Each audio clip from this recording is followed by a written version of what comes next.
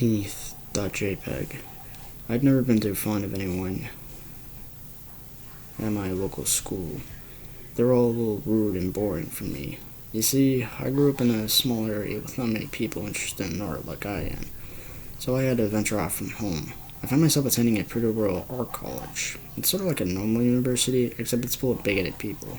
The only reason I'm here is because I've always wanted to be an illustrator, a kid's book designer of sorts. I had a keen interest in children's media and classic books, such as the Arthur series. So, when I was sent to live at this college, I was taken aback when I realized a lot of the other students here were all fine artists. You know their kind. The ones who like to splatter paint onto a canvas and claim it's art. I'm not really big on that sort of thing, but I didn't question it. I settled into the new place pretty quickly. I was sharing a dorm with a few other students. There was myself, a graphic designer named Josh, a director and animator called Lily, and one more guy called Daniel. Daniel was one of those fine artists I just described to you. His room was decorated with photographs of distorted women, and he always had weird music playing too. It was sort of like trippy 60s stuff. He also liked to smoke, so his room smelled like an old ashtray. It was pretty gross, but he was a nice enough guy, and we all got along well. We soon became a tightly packed group of friends. It was the start of a new term for us, having all come back from home after spending the summer there. We unpacked our things and began talking about what we'd done over the break. I went hiking with my stepdad. We did one of those summer camps, said Josh. I spent most of my time with my girlfriend. We watched films and went to see some plays too, Willie said. She did a lot of whining about missing her sporty partner, so we were happy they'd had some time together. I hadn't really done much worth mentioning, just the usual stuff, parties and trips with the family. Nothing that special. I was just about to pipe up and speak when I got interrupted. I was at the dentist, we heard Daniel say. My father is a doctor of sorts, so he let me come with him and explore the hospital. My favorite place was the dentistry. I got to touch and peel teeth. It was cool. We all stared at him, a bit confused. Were you allowed to have random strangers go into hospital rooms, let alone play with the equipment? We didn't really care. We knew Daniel was that sort of guy anyway. He was known for getting into trouble for the sake of art. That was always his excuse.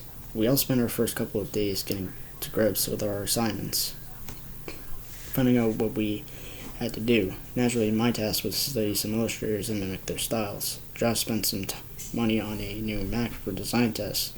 Lily had to start making playing about with claymation. It was a pretty nice vibe when we were all at our dorms, talking and swapping ideas. At least, it was nice until Daniel started insulting us. He'd never been the same since he came back from summer break. He seemed more cold and distant. He never told us anything about his projects, not even what the subject was. It was pretty normal for him to be reserved, but never this much. At night, he'd make himself dinner, shut himself in his room, crank up the music, and not be seen until the next morning. The rest of us would go out places like bowling or down to a local gig. Daniel used to happily tag along, but not anymore. We assumed that something must have happened to him, so we decided not to press him on it. One night, myself and Josh had gone out. Lily didn't come with us. She said she wanted to see if Daniel was okay, since he had been talking to us for a few days now. We could see her point and complied. She spent the evening knocking on his door, trying to get him to speak with her. Just before we left, we saw it open and Lily step inside before it was locked again. Brushing it off, we headed out. We got to see a movie and then for a few innocent drinks. It was fun, but we didn't get home till around 2 a.m. When we arrived back, Josh said goodnight and went straight to sleep. I didn't go to bed yet. I was pretty damn hungry. Drinking always made me hungry, so I raided our fridge and found some cold pizza from the night before. I was going to go back to my room when I realized something I didn't notice before. Daniel wasn't in his room, and Lily wasn't in hers. Due to Daniel's strange new behavior of locking himself in his room until early hours, and the fact that Lily never went anywhere without texting us, this was pretty weird. I went over to his door and gave it a knock, and it opened right up.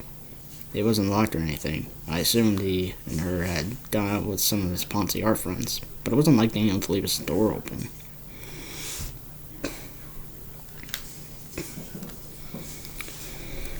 I'd always been a nosy son of a bitch, so I stepped inside to see if there were any signs that he had gone somewhere. His keys and jacket were missing, but he left his wallet on his desk.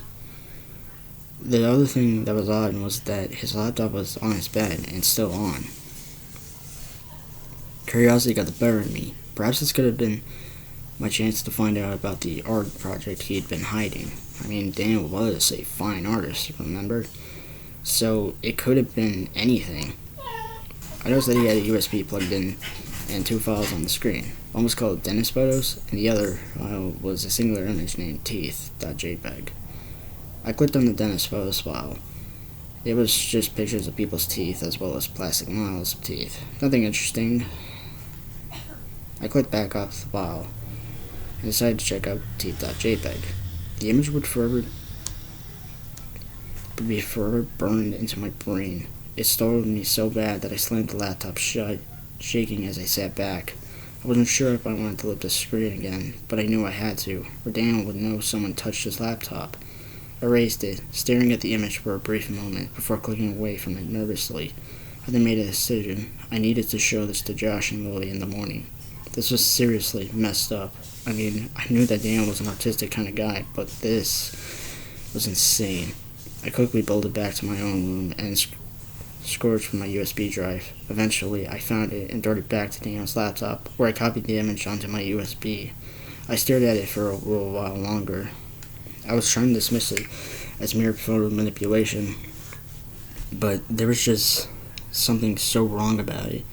Perhaps it was the black, soulless eyes, or the fact that whatever this creature was, it was pulling up its mouth in such a weird and disturbing way. It almost looked forced, like this thing had been made to pose in this way. I shook it off as mere paranoia and fixed up the laptop so that it didn't look tampered with before I went back to my own room.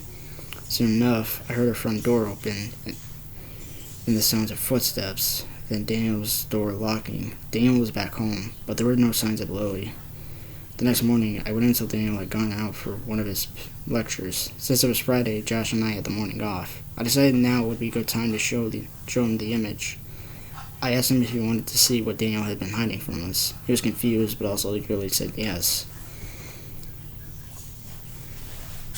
I brought my laptop into the living room, loaded up my USB, and opened the image for both of us to see. Josh's expression fell into shock before he started spluttering. What the fuck is that thing? I could tell by his reaction that both of us were on the same page. This couldn't have been an art project image. There was no way that this would pass as fine art, would it? Would it? I mean, sure, art can be creepy at times, but I couldn't imagine Daniel's teachers appreciating such a disgusting picture. I know that Daniel can be a creepy son of a bitch, but that isn't right. We've got to show Lily that we both cut off one another, then paused briefly before looking at each other in confusion. Where was Lily? I realized that she hadn't come back with Daniel last night, and that neither of us had seen her that morning. When I explained to Josh, she began to worry. Lily was never the kind to just sneak off and not tell anyone. I picked up my phone and began to ring her mobile. For a while, there was silence. Then, from Lily's room, we heard a faint buzzing sound. Josh got up and walked inside rather quickly. He'd never been one to go into girls' rooms. He came back holding Lily's phone in his hand, with a worried look on his face. She was gone, and we had no way to get a hold of her. Maybe she's just gone to a lecture and forgot her phone, I stuttered. Josh shook his head, chewing on his lip from nerves. No, Lily doesn't have lectures on a Friday, remember? She'd at least say hello to us and take her phone. She lives on that thing. She never stops texting her girlfriend. He was right. Lily's life revolved around her phone. We knew there was no way she'd leave it. Suddenly, it lit up. Someone was calling her. We both looked at it, then back at one another, before Josh passed it to me. I brought it up to my ear before speaking. Hello? On the other end of the line was her girlfriend. I recognized her husky voice. Ah, Lily, there you are. Thank God you're okay. You didn't text me at all last night or this morning. I thought something was wrong. I cringed a little bit, realizing I had to break it to her that I wasn't Lily. As I spoke, I heard the girl begin to get upset. She was breathing quite heavily, and I could hear that sniffling sound someone makes when they cry. I felt so bad for her, but perhaps she was a chance to find out anything I could about Lily. Where's Lily? She hasn't spoken to me since last night. I thought she was just playing a joke on me, but now I don't know. I looked at Josh with a confused stare. As he began to pace around a little bit, I put the phone on loudspeaker and asked her, "Why do you think Lily was playing a joke on you? Did she say anything odd?" "Yes," her girlfriend replied. She sent me one message at around 1:30 a.m. I glanced at Josh, baffled, before I asked again, "What did the message say?" "Help me." Me and Josh had wide and worried eyes. Lily would never pull this kind of prank on anyone, let alone her own girlfriend. She always told us how worried she was about her getting paranoid, so we knew she wouldn't send a message like that unless she had a good reason. I continued to speak to the girl, but I was getting nowhere. I reassured her that we knew where Lily was and that she'd be calling her back tonight. Her girlfriend seemed suspicious but agreed and put the phone down. Myself and Josh paced back and forth. We had no idea what this could mean. Why would Lewis send a message like that? We continued to think for a while, deciding that, until we knew where she was, we were going to skip our lectures. We spent a long time thinking over things and began to write down the connections we could make. Afterwards, Josh read out the list to me so I could think it over. First, Lily goes into Daniel's room at around 10 p.m. She's locked in. Then we return home at 2 a.m. During that time, at around 1:30 a.m., we know that Lily asked her girlfriend for help. We discover that neither Lily or Daniel are home yet. Daniel's door is unlocked and his laptop has been left on. You find the image and then leave. You then return to your room and heard Daniel come home, but not Lily. Lily's still not back home yet, but Daniel is. What the hell could this all mean?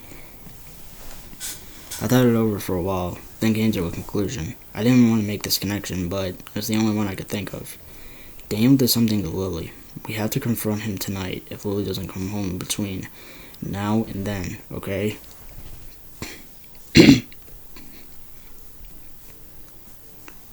Josh looks shocked, but he agreed. Daniel would be our only chance of finding out what happened to Lily. Later that night, there were still no signs of her.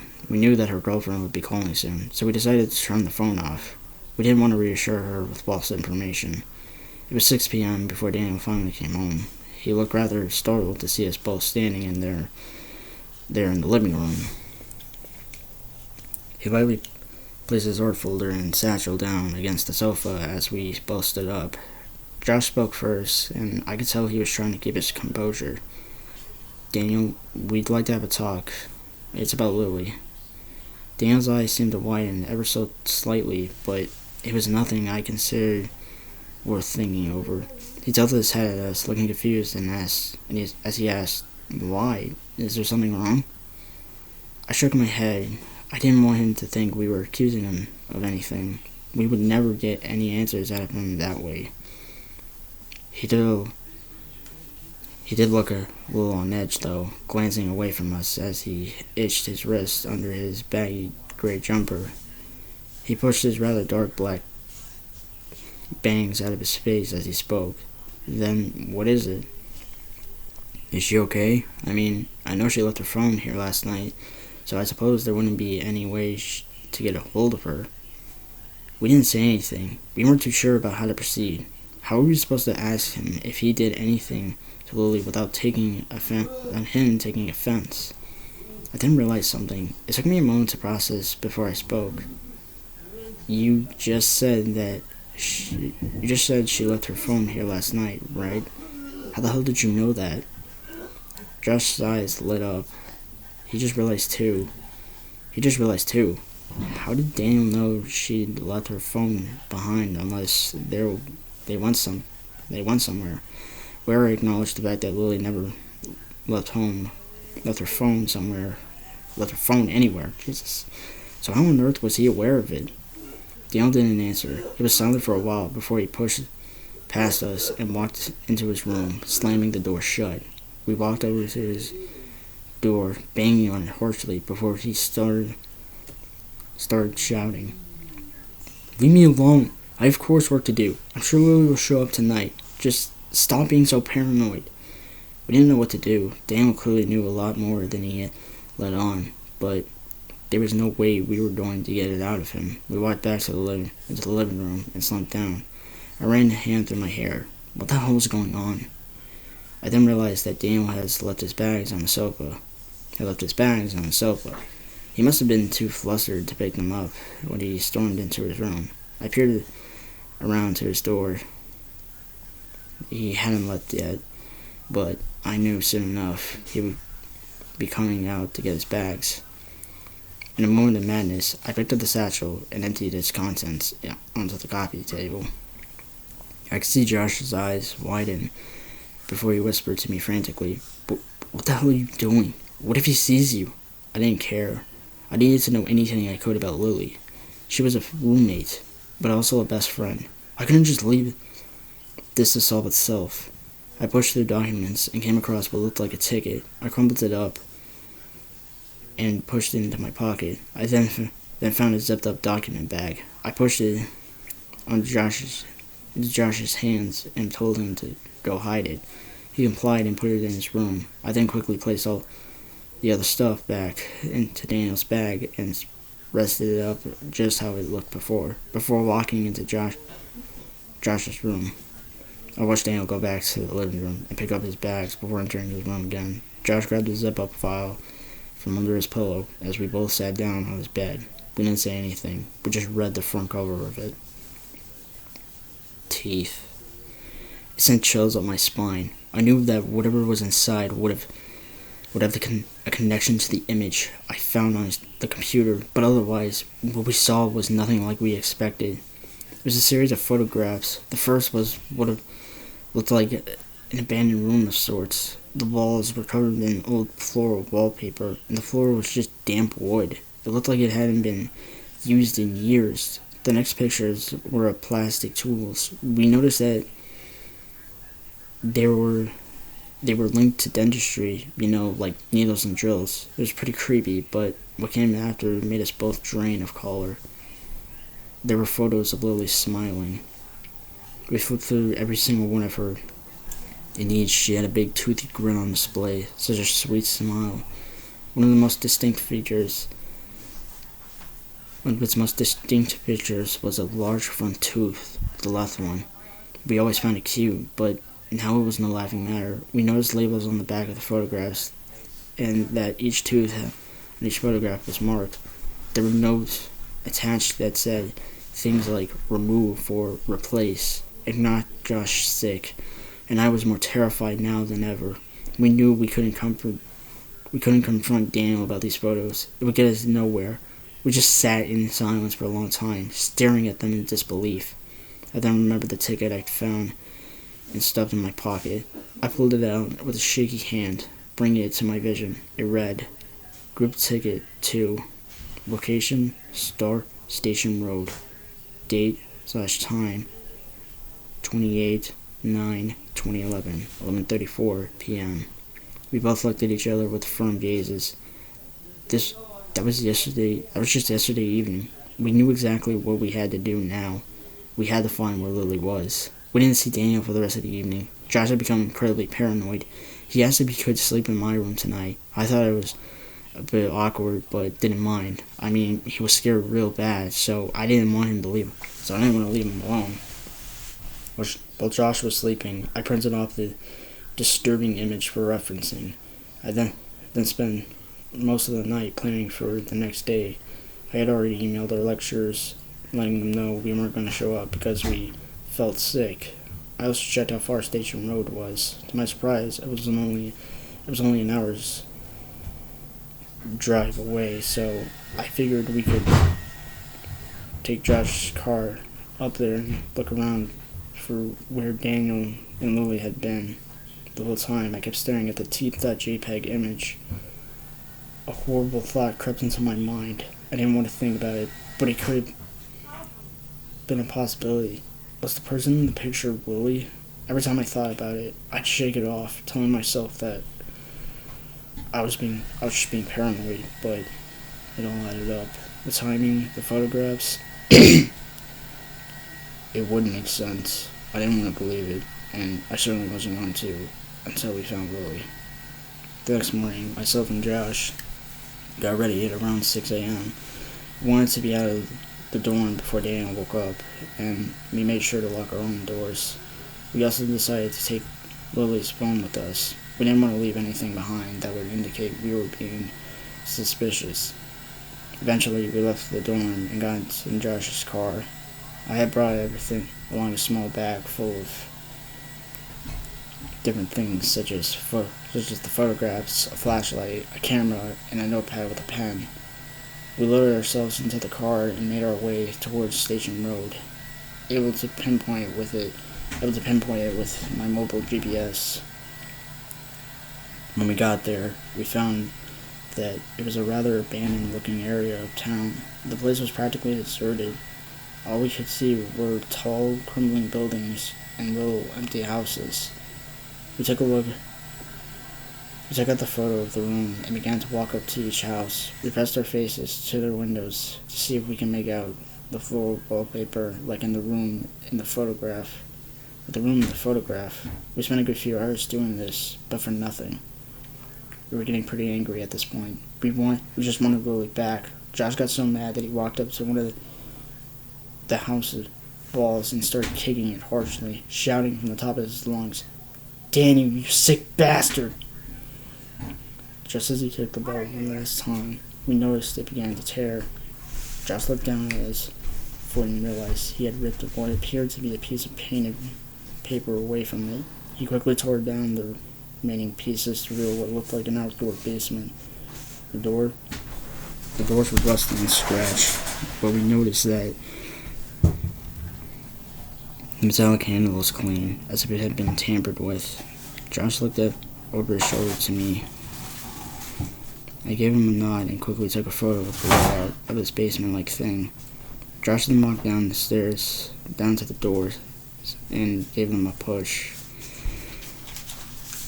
To both of our surprises, they were blocked by a plank of wood, which Josh was thankfully able to remove fairly easily. We then opened the door slowly and cautiously. Who knew what could have been kept in there? It was obviously hidden for a reason. If only we knew what was coming, perhaps it would have saved us both from throwing up. As we stepped inside, we were met with a rancid odor. Neither of us knew what the smell was, but it made us both feel instantly sick. Josh gagged and coughed, covering his face with his shirt. I swallowed back vomit as I walked on. I pulled out my flashlight and shined it across the pitch-black stone room. We heard nothing, but as we walked further inside, the smell only thickened. It was getting so bad that Josh threw up behind me. He quickly composed himself and stumbled back upright before we continued. As I looked around the space, my eyes met with something on the floor that made my heart race, and the flashlight dropped from my grasp. It was Lily's knitted sweater, the one she always wore when we went out for pizza or bowling. The same little torn threads on her sleeves where she'd chew on it. I could see Josh from my peripheral. His eyes were just as white as mine. The last bit of color drained from his face. I picked up the sweater, holding it in front of me, when I noticed there was a large, thick blood stain soaked all the way through it. It started from the collar and became thinner as it went down. I was now the one to throw up. I collapsed onto my knees, puking heavily. I didn't know what to do. I didn't even know what to think. I soon composed myself and stood up again, gripping the flashlight as I put the sweater in my bag. Through blurred, teary eyes, I pressed on. From where I was standing, there was nothing left to see. Then there's a flicker of a small switch behind me, red light filling the corner of the room. Josh screamed louder than anything I'd ever heard before. My stomach was in knots as I shined my light where he was standing. He was beside a large black table, just standing there in complete terror, blocking my view of it. I could only imagine what he was looking at, and I truly wish I left it to my imagination. I walked over to his side. There, I laid my eyes on the sight before me. It was Lily. She was strapped down onto a table, wearing nothing but her jeans. Her body was covered in thick layers of tape. Keymaker strapped down. One of her arms dangled down to her side. The other was nowhere to be seen. His replacement was a taped-up stub covered in bloodstains. I could hardly breathe. My stomach was so knotted and my breathing was so tight that all I could do was stare.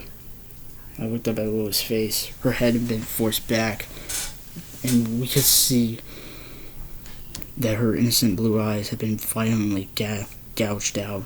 They had been replaced with thick black wax that filled the holes. Her nose had been contorted and broken and snapped in many places, but the worst part of it all was her mouth. Her jaw had been forced open, her maw filled with the same black wax. Her teeth had been ripped out and misplaced in all different directions, and her lips had been stretched upright, tearing her cheeks to reveal more teeth that had been pulled from her mouth. It gave her a contorted, horrible smile. Her face was covered in streams of her own dried-up blood. I stared at the hand that was holding the mouth open. It was her own. Her hand had been stitched to the ripped cheek. The flesh was torn and falling apart under her nails, which were cracked and chipped, staples and little threads holding them in place.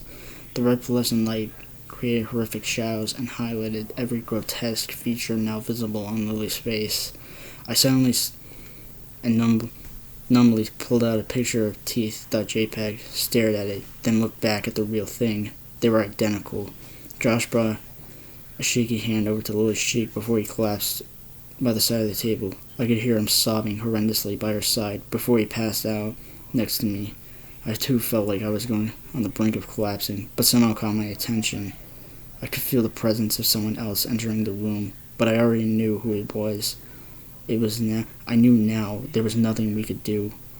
I heard the door slam shut, the plank of wood being placed over them. I heard the sound of footsteps, inching closer and closer, until I could feel their presence behind me. I knew he was there, and I knew there was no way out. I heard his voice speak very faintly behind me. I'm sorry you had to find out this way, but it's okay. It's all for the sake of art. But that wasn't what made me collapse. I knew well enough that my fate was sealed. As we finished speaking, though, I heard one more tiny sound that made my heart ache. My tears streamed further down my numb cheeks before my vision faded away and my hands slipped from the table. Bless you! I could hear Lily choking.